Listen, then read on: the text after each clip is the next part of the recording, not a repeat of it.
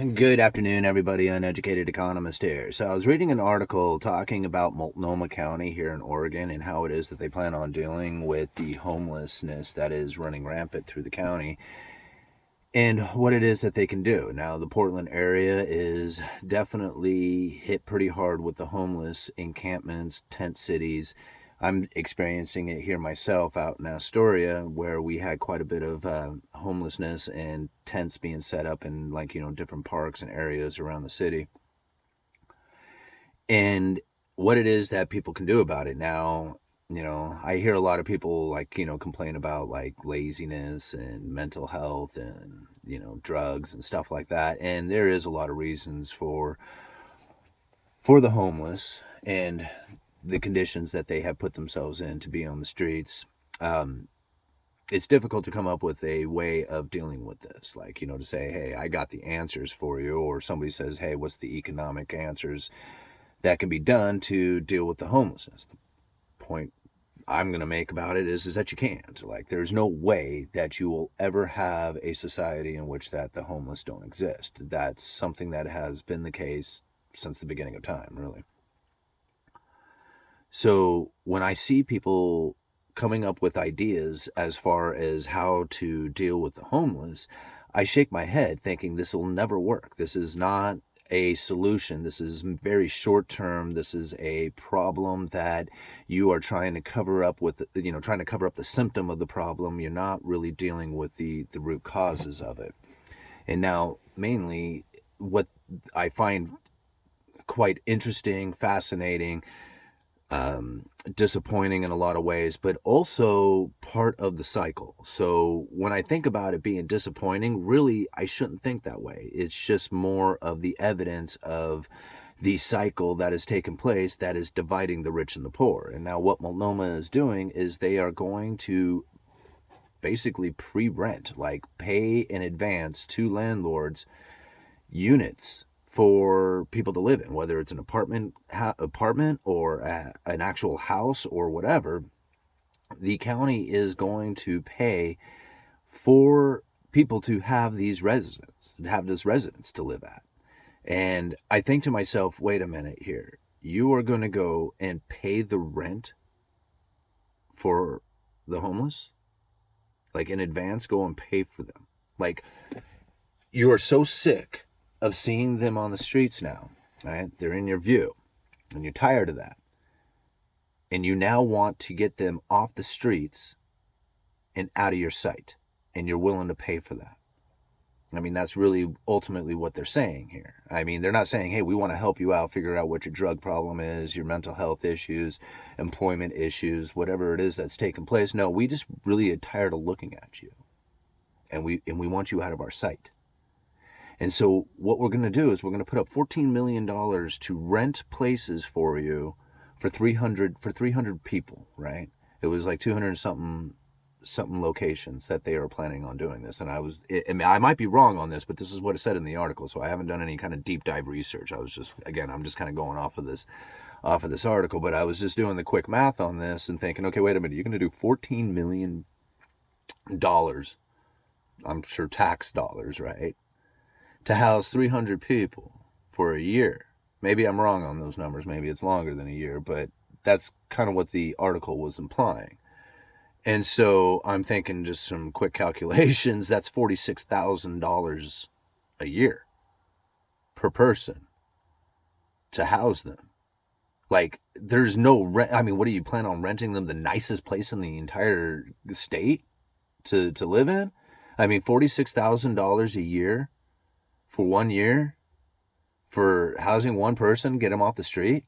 I mean, I find this, maybe I'm missing the numbers on it, but that's what the article says, right? But I'm thinking, even if it wasn't that bad, even if it was only, $20,000 or $10,000 or $5,000, I think about how much money is actually going in to trying to get these people off the streets. And it's really not even getting them off the streets, it's getting them out of their sight, because what are they going to do? I know what it's like having depleted a lot of my personal possessions to the point that I really didn't have a whole lot. I have a house here, and it's kind of difficult to fill it back up. New furniture, new dishes, new things that you need. Like, I mean, my old dishes, my old cookware. I mean, you got a new house, you want some nicer stuff, right? So trying to replace these things, it takes a while and it's expensive. It doesn't happen overnight. Right? Well, if you have absolutely nothing, I mean, you are dead broke on the streets, living in a tent with the meager possessions that you have, and all of a sudden somebody says, "Here you go. Aren't you happy you're in an apartment?" And you're thinking, "Yeah, this is great. I don't have anything to cook on. I don't have anything to sit on. I don't have anything to, like, I don't have any towels. I don't have, like, the stuff, like, a household. I don't have any of this stuff. I live in a tent." This is very interesting how, well, yeah, but you have a place to live. So what are you going to do? You're going to lay on the floor, right? Well, unless it happens to be like somebody that you have, like, you know, done a process through to make sure that, wait a minute, these people aren't just like drug addicted, mental health, deadbeats or whatever. They're actually going to try with the little bit of effort that we're trying to give them, which isn't a little bit, it's a lot of effort that they're going to put out. How is it that we know that these people are actually going to use this as a foothold to get moving, right? A hand up, not a hand out, right? How is it that you establish this? Well, you screen through all these people and you pick out only the best ones. So the people who are really the problem out there, right, are still going to be the problem out there, because you're not going to put them in a house for them to just destroy the house, right? That's not going to be benefit to the landlord if they have to just go in and do a bunch of repairs after somebody's gone in there and trashed the house. And I assure you, you have a whole lot less respect for it if you're not paying for it yourself, right? I mean, it's just the way it is. So I think about these things. I mean, this is just like, I mean, don't even get me started, right? I mean, this is how, like, I mean, even if you were to take all these, like, kind of worst case scenarios and just wipe them all out, the underlying problem here is the fact that it's the flow of money that has separated the rich and the poor. And this is going to continue to make it worse, because now you think about it, it's 300 places that are no longer going to be available to a hardworking individual or family who wants that place, who wants to pay, who doesn't want to be on the street, and now has to take out even higher rent to go and find something, or pay out higher rent to go and find something that is adequate for them. 300 houses going to homeless that are being paid for with $46,000 a piece. You know what I'm saying? Like $14 million to house 300 people. So I think about, like, how this is more of a move into luxuries. You see what's happening here? The property owners, even though it's like the people like themselves saying, "Hey, we are bleeding heart, need to do something about this. These poor homeless people are out here on the streets, are running amok. It's really sad for them." Is really not that. It's really, these guys are ugly and I don't like looking at them, and I wish there was something that we could do to get them out of my sight.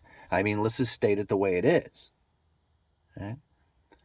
And so when the luxuries are, I want a better place, a better environment, one that isn't filled with homeless, I'm willing to pay for that.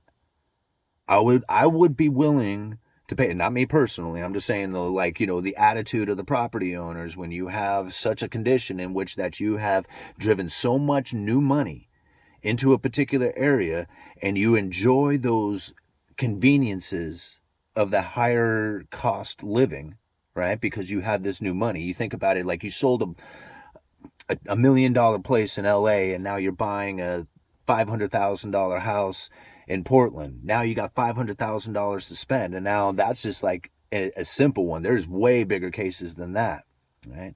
Of people bringing in a lot of money. My area right here in Astoria used to be a working class kind of town. Now it's full of retirement village. It's like a retirement village here.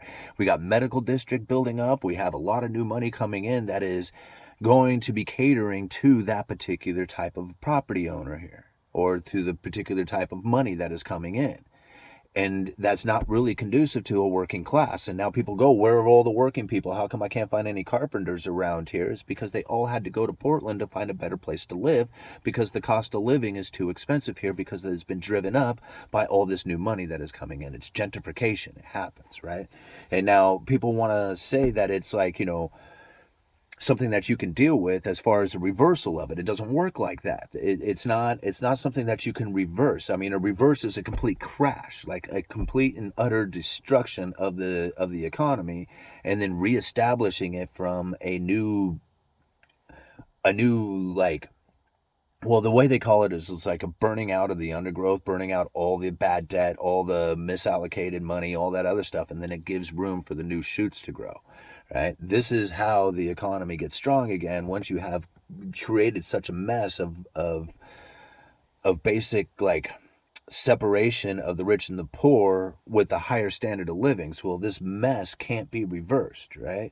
And it's talked about all the way back into the 1700s. Right? So this is really where I get this theory from, is that it's like this move right here that Multnomah is doing is more a sign of the luxuries that are taking place. Not a sign of like help. It's not a sign of like progress to try and eliminate the homeless. Yeah, eliminate the homeless maybe, but I mean, not to help them in that way, but to get them out of their sight. Yeah, I mean, you see what's happening here. It's not something that's going to be lasting. Once this money turns off to the apartment, all these people are going to fall right back onto the street again. Not all of them. Some of them might go like, oh man, this is exactly what I needed to get my foothold and get a hold and get ahead. That's like the best case scenario, but that's not going to happen with most people. Like, you gotta understand, that's like if you don't do it yourself, if you are not getting up, driving yourself into the ability to rent an apartment or get it, have the job, get the apartment, establish life. If you're not driven to do that on your own, there's no way that somebody can hand it to you and say, here, now go be driven, right? Go be driven to live this life.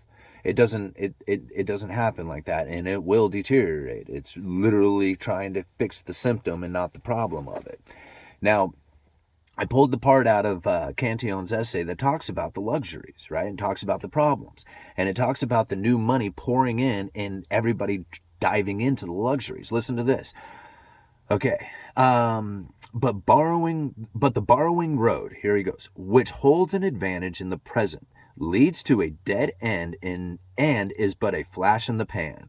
To restore a poor state with a shortage of money, a constant and real balance of trade is needed on an annual basis, as is the development through navigation of the articles and manufactures produced cheaper and thereby suitable for exportation. Merchants are the first to make their fortunes, right? So as they're starting to export all this stuff, the new money coming in, the merchants get it first, right? Merchants are the first to make the fortunes. Then the lawyers get their part, right? Because you're always going to have somebody going, I don't know, there's somebody going to be in trouble. Let's write some contracts, right? So you got the lawyers. And then the prince and the tax collectors, right? So we got the governments and the Treasury or the IRS, doing their part. And then they get the share at the expense of others, okay, and distribute their graces as they please, right? So here, they're going to put it out there and do whatever they want with this money. When the money becomes too plentiful, this is it. When the money becomes too plentiful in the state, luxury will follow and the state will fall into poverty. Okay? And this is something that he talks about quite a bit, the increase and decrease of money to a state. It's very important for the United States to continue to have the increase of money coming into the state. Now, we're doing it by the selling of debt. We used to do it by the selling of merchandise, right? We used to produce and sell more than the rest of the world, and we would lend more to the rest of the world. That is now flipped. We borrow more from the rest of the world, and we purchase more from the rest of the world than any other nation in the history of the world. So we have... And that new money that pours in is the new money that we are created by the issuance of our debt. Right? There's another spot in here in which he goes on and talks about the luxuries.